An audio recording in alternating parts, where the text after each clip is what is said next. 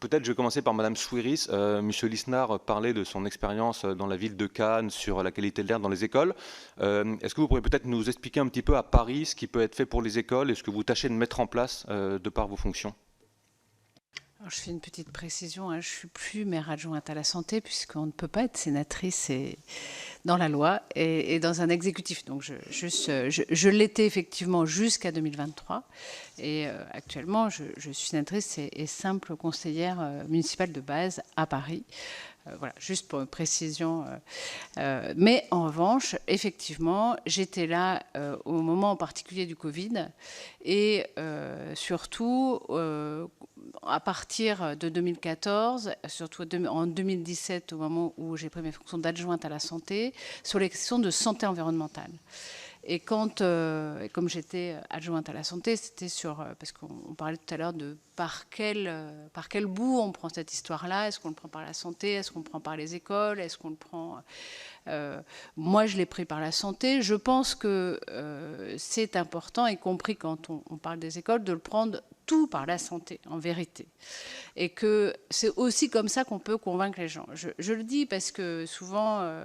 les gens ne sont pas convaincus d'un certain nombre de ces... Parce que ça oblige un certain nombre de choses, à aérer, je sais pas, enfin, même isoler ou arrêter de prendre sa voiture, ou enfin, il y a un certain nombre de choses qui sont compliquées, ou même le périphérique, réduire la vitesse, toutes ces questions qui fabriquent de la pollution, évidemment, demandent des efforts à chaque fois pour y contrevenir, que ce soit pour le citoyen ou que ce soit pour l'élu qui doit y mettre de l'investissement, qui doit...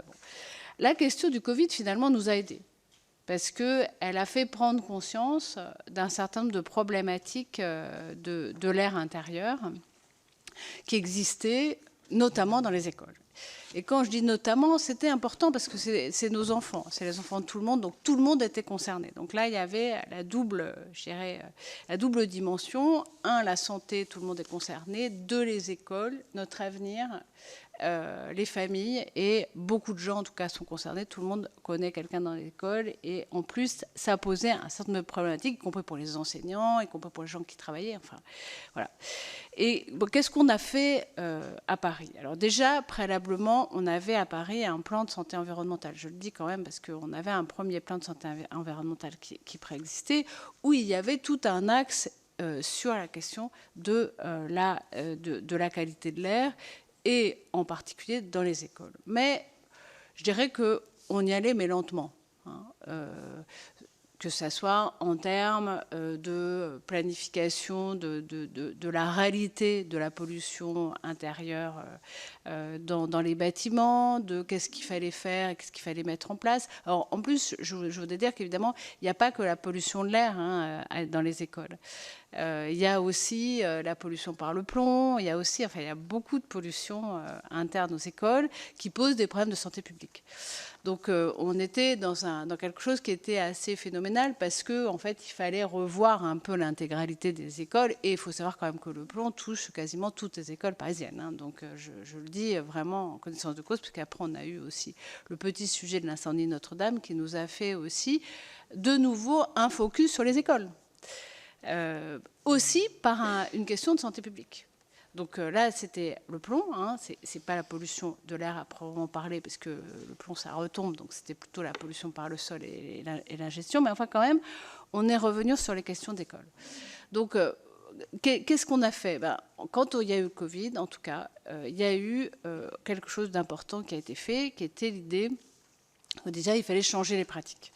Que l'aération, c'était pas un luxe, c'était quelque chose qui devait se faire avec une grande régularité. On se dit c'est facile, mais en fait c'est pas si facile à penser, et c'est une première acculturation. Deuxième chose, c'était est-ce que il nous fallait une aide pour mesurer. Est-ce que, par exemple, les capteurs d'air, c'était important? Est-ce qu'il fallait pas faire que des capteurs d'air, ou est-ce qu'il fallait aussi faire carrément enlever la pollution de l'air, ce qui a été à un moment donné pensé par certains maires d'arrondissement, hein, donc, et donc de se dire on rejette, si on rejette la pollution, c'est peut-être pas forcément grave ailleurs, mais en tout cas l'important c'est que dans les écoles il n'y ait pas du tout pollution de l'air. Alors à Paris, nous, on a pris la position suivante, qui était de dire on va investir dans des capteurs. On n'avait pas les moyens, à vrai dire, hein, de mettre partout des capteurs, hein, parce qu'il y a toujours les moyens qui comptent dans ces histoires-là, évidemment.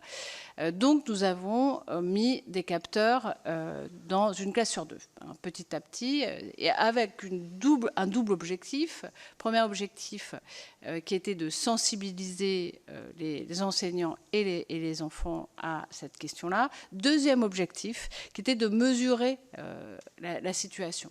Donc là, sensibiliser, c'était pour aussi sensibiliser et faire agir le personnel et les enfants sur l'aération manuelle, hein, j'ouvre les fenêtres. Bon. La mesure, c'était aussi éventuellement pour voir si on était amené soit à revoir effectivement l'architecture intérieure et la ventilation naturelle de la classe, de chaque classe, soit de voir aussi à l'extérieur s'il fallait changer quelque chose, parce qu'il y a aussi la pollution extérieure qui évidemment rentre en intérieur. Il y a ces deux aspects-là. Et je crois que ça nous a permis d'avancer sur ces divers points. Alors, c'est plutôt une planification qui est enfin, pour l'instant, on n'a pas refait toutes les écoles parisiennes, hein, je vous le dis tout de suite, ça n'est pas le cas. Mais en revanche, on a commencé à penser une globalisation de la question de la lutte contre les pollutions dans les écoles, c'est-à-dire à la fois le plomb, à la fois la pollution de l'air, à la fois les différentes pollutions qui sont finalement dans les écoles, et de se dire qu'à l'aune de leur rénovation, il fallait vraiment avoir ces critères-là en un dans leur rénovation. Et même de voir dans les rénovations, de commencer par celles qui étaient le plus polluées. Ça, ça a l'air de rien, mais c'est déjà, ça montre le sens des priorités. Deuxième chose, quand je dis, c'est pas forcément les ordres, hein, c'est la question de la pollution de l'air extérieur. Vous avez vu, on a fait des rues aux enfants.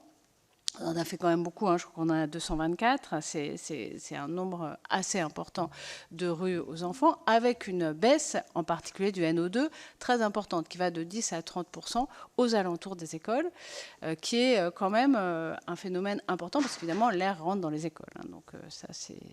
Pas besoin de vous le dire, mais donc c'est un phénomène assez important, et qui d'ailleurs, de toute façon, sur Paris entier, le fait de lutter contre la pollution de l'air par une diminution de la place de la voiture a été très efficace en termes de pollution de l'air plus généralement. Donc évidemment, toutes ces questions-là, elles sont toujours systémiques.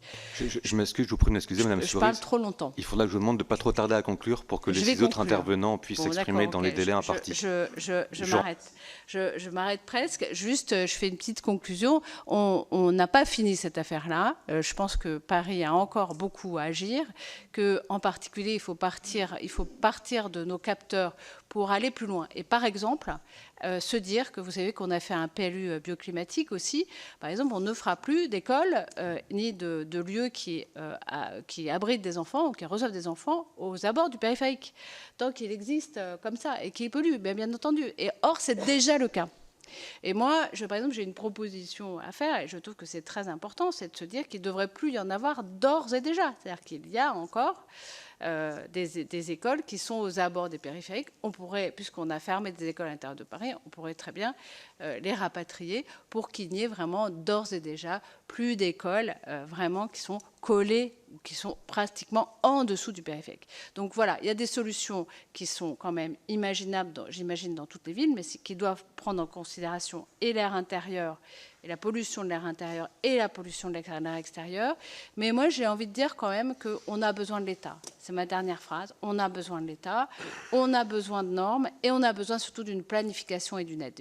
Paris est une ville riche. Elle peut faire des choses. Elle a les moyens d'en faire, peut-être plus que la moyenne, mais c'est très inégalitaire en fonction des villes. Et si on n'a pas de planification avec une aide conséquente de l'État, c'est vraiment quelque chose qui ne pourra pas se faire de manière suffisante. Je vous remercie. Désolée d'avoir été trop longue.